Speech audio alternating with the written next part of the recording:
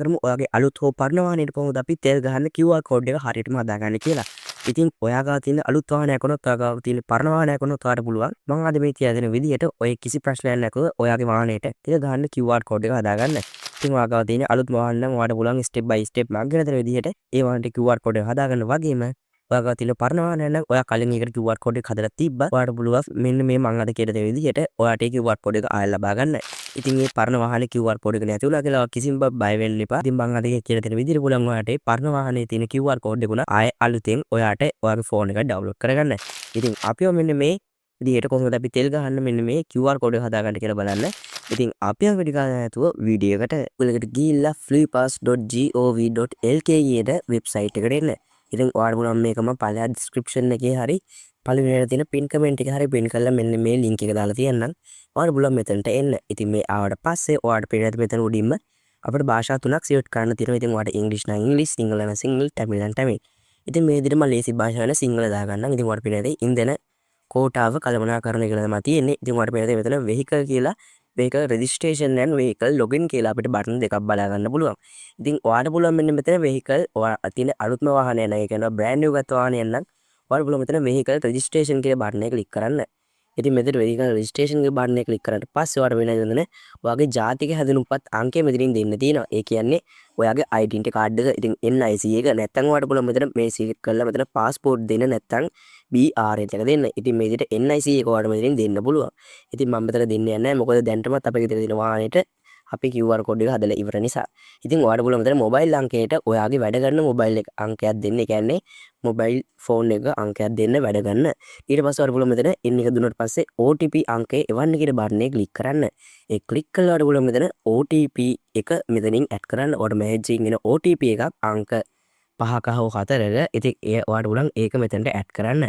ඊට පස්සේ ඔයාලට පුළුවන් මෙතන තහවුරු කරන්න කියන බටන් එක ක්ලික් කරන්න.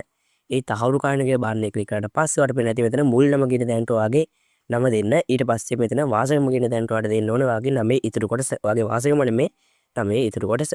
ඉතින් ඊට පස්සේ ඔයාලට පුළුවන් මෙතන ලිපිනේ කියන තැනට ඔයාගේ ඇඩ්‍රස් එක දෙන්න. ඇඩ්‍රස් එක දුන්නාට පස්සේ ඔයාලට පුළුවන් මෙතන මීළඟට කියන තැන උඩ එකවරක් ක්ලික් කරන්න. ඒ ක්ලික් කරාට පස්සේ ඔයාලට මෙතන මෙන්න රටේ පිළිබඳ තොරතුරු කියන තැනකට තමයි ඔයාව අරගෙන යන්නේ. ඉතින් එතනින් ඔයාලට පුළුවන් ඔයාගේ වාහනේ වර්ගය මොකක්ද කියලා ට්‍රී වීල් එක නම් ට්‍රී වීල් බයික් කාර් ඒ වගේ ඔයාට ඔයාගේ වාහනේ මොකක්ද කියලා දෙන්න තියෙනවා. ඒ දුන්නට පස්සේ ඔයාගේ වාහනේ චැසි අංකය මොකක්ද? ඔයාගේ වාහනේ නම්බර් ප්ලේට් එක මොකක්ද? ඔයාගේ වාහනේ පෙට්‍රල් වර්ගය මොකක්ද වගේ දේවල් ඔයාට මෙතනින් අහන්න පුළුවන්. සෝරි පෙට්‍රල් වර්ගෙ නෙමේ. ඔයාගේ වාහනේ තෙල් මොකක්ද? තෙල් වර්ගය මොකක්ද කියලා අහන්න පුළුවන්. පෙට්‍රල්, ඩීසල් ඒ වගේ මොකක්ද කියලා අහනවා. ඊට පස්සේ අර පුළුවන් එතනින් මීළඟට කියන එක සිලෙක්ට් කරලා ඔයාගේ QR කෝඩ් එක ලබා ගන්න. ඉතින් එතෙන් ඔයාට QR කෝඩ් එකක් ටොප් අප් වෙනවා. ඉතින් ඔයාට පුළුවන් එතනින් ඔයාගේ QR කෝඩ් එක ලබාගෙන ඒක ඩවුන්ලෝඩ් කරගන්න. ඉතින් දැන් අපි කතා කරමු කොහොමද පරණ වාහනයකට කොහොමද ආයි අපි QR කෝඩ් එක අලුත් කරගන්න කියලා. ඒ කියන්නේ ඒ QR කෝඩ් එකමයි කොහොමද ආයෙත් ඒ QR කෝඩ් එක ගන්න කියලා.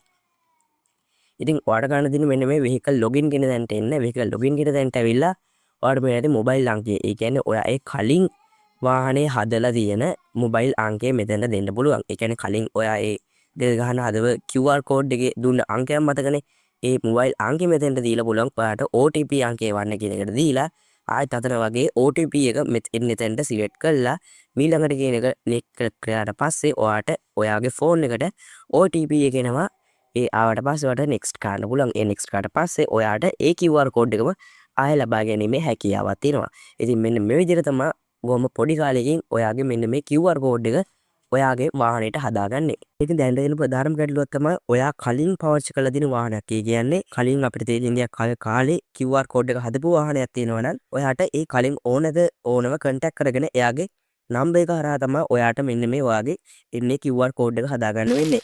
ඉතින් මේක බ්‍රෑන්ඩ් නිව් වාහන වලට අදාළ. ඒ වගේම ඒ තෙල් ලින්කේට කලින් අදපු ඒ කියන්නේ තෙල් ලින්කේ ඉවරනට පස්සේ ගත්ත වාහනවලට මේක කිසිසේත්ම අදාළ වෙන්නේ නැහැ. ඒ තෙල් ලින්කේ කාලේ එයා QR කෝඩ් එකක් ඔයාගේ වාහනේට ඒ කියන්නේ දැන් ඔයා අරන් ඉන්න වාහනේට එයා QR කෝඩ් එකක් අල්ලලා දිනවනේ තමයි ඔයාට මේ ප්‍රශ්නේ එන්නේ. ඉතින් මේ ප්‍රශ්නේ හැමෝටම නැහැ. මොකද හැමෝම ඒ වගේ වාහනයක් අරන් නැති නිසා පෙලක් කට්ටිය බ්‍රෑන්ඩ් නිව් වාහනයක් අරන් තියනවා. නැත්තම් වෙනක් කට්ටිය එන්නේ තෙලින්ගයට කලින් වාහනයක් අරන් තියෙනවා. ඒ කියන්නේ තෙලින්ගේ උනාට පස්සේ වාහනයක් අරන් තියෙනවා. ඉතින් මේ ප්‍රශ්නේ එන්නේ ඒ තෙලින්ගයට කලින් ගත්තේ වාහන වලට. ඉතින් ඔයාලට පුළුවන් ඒ කලින් ඕනම කන්ටැක්ට් කරගෙන එන්නේ ප්‍රශ්නේ විසඳගන්න. වෙබ්සයිට් එකේ මේක විතරක් නෙමෙයි ගැටලුවකට තියෙන්නේ. මීට වඩා ගැටලු කිහිපයක්ම තියෙනවා. හැබැයි මේකේ ප්‍රධාන ගැටලුව විදියට අපිට මෙන්න මේක හඳුන්වන්න පුළුවන්. ඉතින් ඔයාට තව ප්‍රශ්නයක් තියෙනවා නම් අනිවාර්යයෙන්ම මේක පල්ලෙහා කමෙන්ට් සෙක්ෂන් එකේ ඇඩ් කරන් යන්න මතක කරන්න එපා. එතකොට පුළුවන් ඔයාට එන්නේ ගැන දන්න කෙනෙක්ගෙන් හෝ මගෙන් ඒකට උත්තර ලබා ගන්න. ඉතින් අනිවාර්යයෙන්ම channel එක subscribe කරලා subscribe කරලා වල ඇතුලේ bell button එක ඕල් දාලා තියාගන්න කියලා මතක් කරනවා. මේ වගේ වටින වීඩියෝස් ආගාටම ගෙන්න ගන්න. ඉතින් අපේ කලින් වීඩියෝස් බලලා නැත්නම් ඔයාලට පුළුවන් අපේ channel එකට කලින් වීඩියෝස් බලන්න. ඉතින් මේ වගේ වටින brand new වීඩියෝ එකක් නැවත හමුවෙනකම් මම නවතිනවා. මම නවාංගු දේශ්.